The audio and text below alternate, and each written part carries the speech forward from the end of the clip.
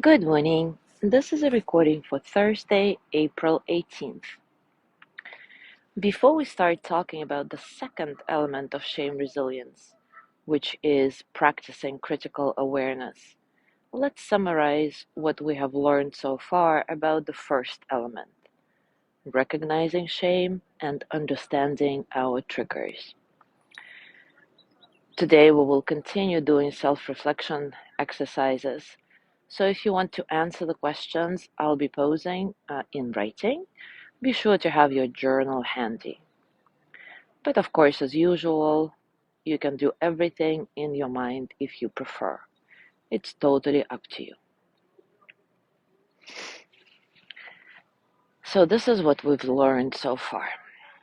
To cultivate resilience against shame, it is essential to promptly recognize and address shame, preventing the eruption of intense emotions like fear and blame.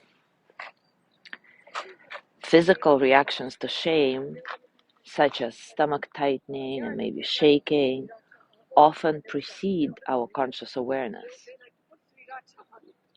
Learning what our physical reactions to shame are empowers us to mitigate feelings of powerlessness. In fact, shame resilience involves understanding and describing physical responses to shame, which facilitates mindfulness and conscious reactions. We talked about unwanted identities, encompassing various aspects like appearance and family, and recognize that they play a significant role in triggering shame and they require constructive work. Acknowledging our personal vulnerabilities is an act of courage. It fosters personal growth, understanding, and healthier relationships. In other words, vulnerability is not a weakness, it's a strength.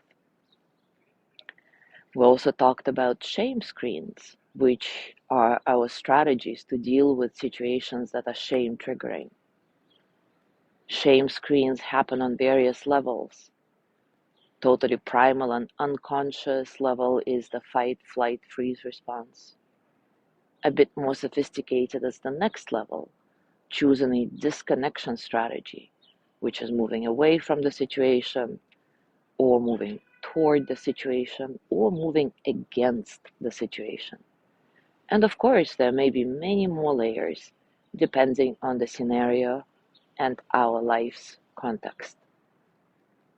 The important part is to learn to recognize these shame screens and gradually realize that they are actually far from effective.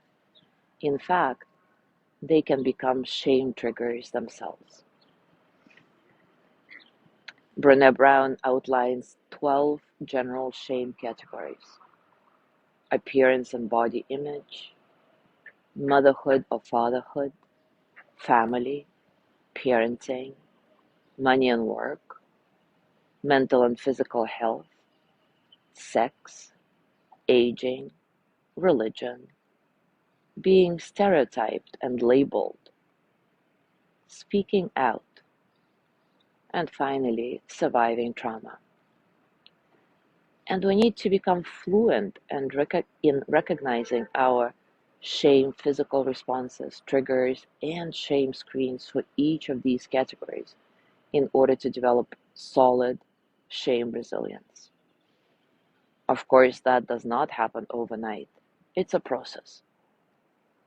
Actually, it's a lifetime process, as we never really rid ourselves of shame. We can just refine our responses to shame more and more as we consciously make our way toward building shame resilience. So now let's do the self-reflection practice that I promised at the beginning. I will pose some questions and give you a few moments to reflect on them in the context of your life. As I mentioned before, you can do this exercise in your mind or write your answers down in your journal. Totally your choice. As always, take a comfortable position and take a few moments to settle.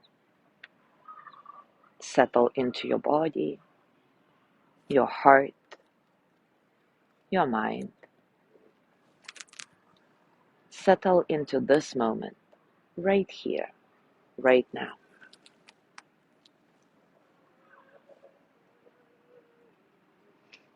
Allowing your breath to be completely natural, see if you can find some spaciousness, some freedom in your breathing, so that all the experiences of the present moment, physical sensations, thoughts, emotions, can simply flow through you as energy that they are, without struggle.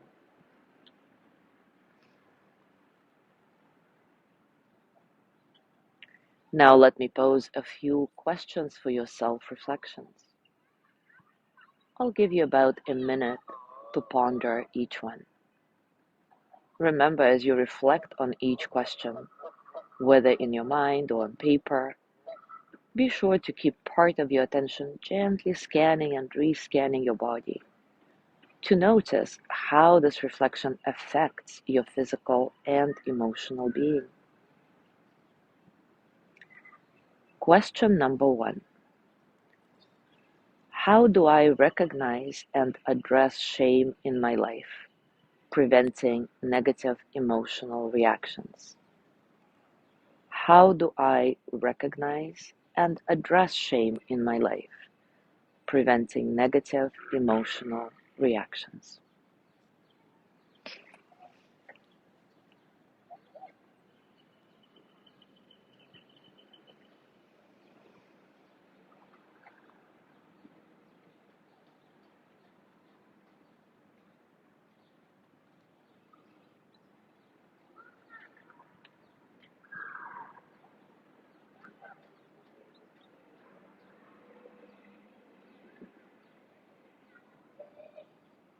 Question number 2. What physical reactions indicate shame for me, and how can I use this awareness to empower myself consciously? What physical reactions indicate shame for me, and how can I use this awareness to empower myself consciously?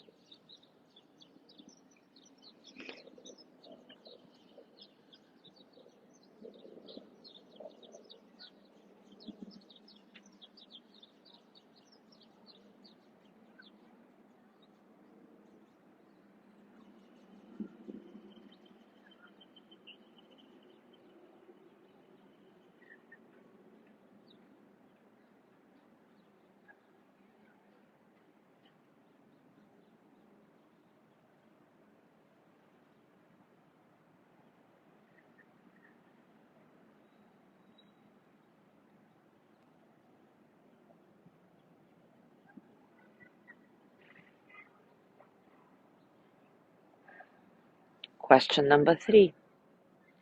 How can I describe my physical responses to shame, promoting mindfulness in challenging situations? How can I describe my physical responses to shame, promoting mindfulness in challenging situations?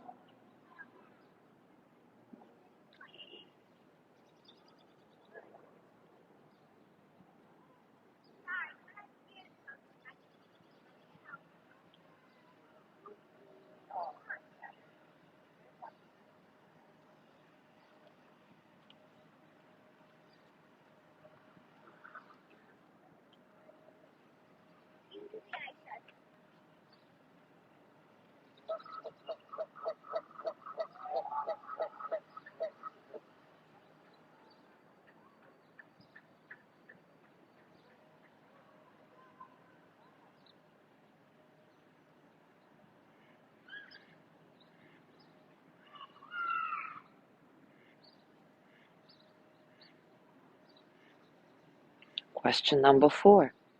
How do unwanted identities manifest in my life? And what steps can I take to work constructively on overcoming them? How do unwanted identities manifest in my life? And what steps can I take to work constructively on overcoming them?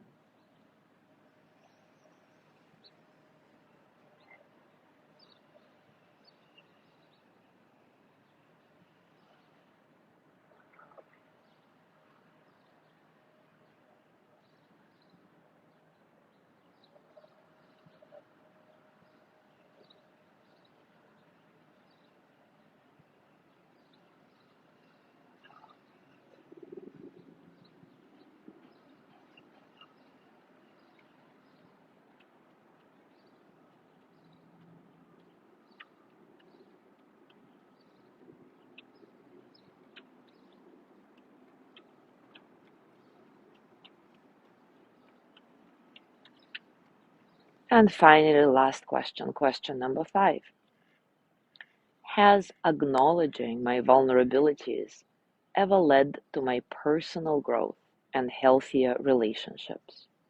If yes, how can I cultivate this practice further? Has acknowledging my vulnerabilities ever led to my personal growth and healthier relationships? If yes, how can I cultivate this practice further?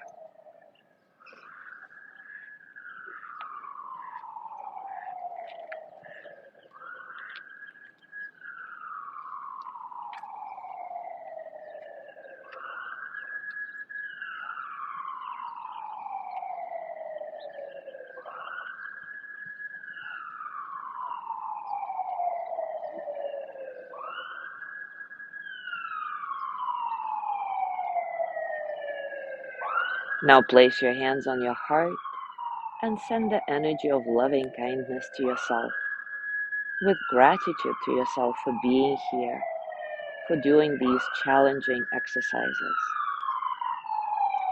May I be filled with loving kindness. May I be well in body and mind. May I feel loved, cared for, at ease. May I know that I am enough. May I touch deep, natural peace.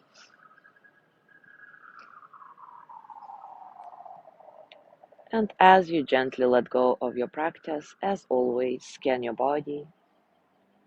Notice what's going on for you right now, physically, emotionally, mentally. How are you, really?